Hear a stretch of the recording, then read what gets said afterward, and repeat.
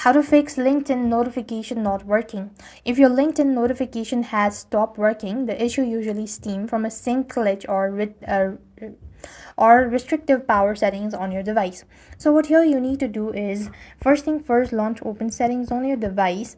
There, just go and locate apps from the list, locate LinkedIn, and go to notifications. Simply you want to toggle the button on, and after which exit out of this page and launch open your LinkedIn onto your device as well, and after which tap the profile at the very top right and go to settings.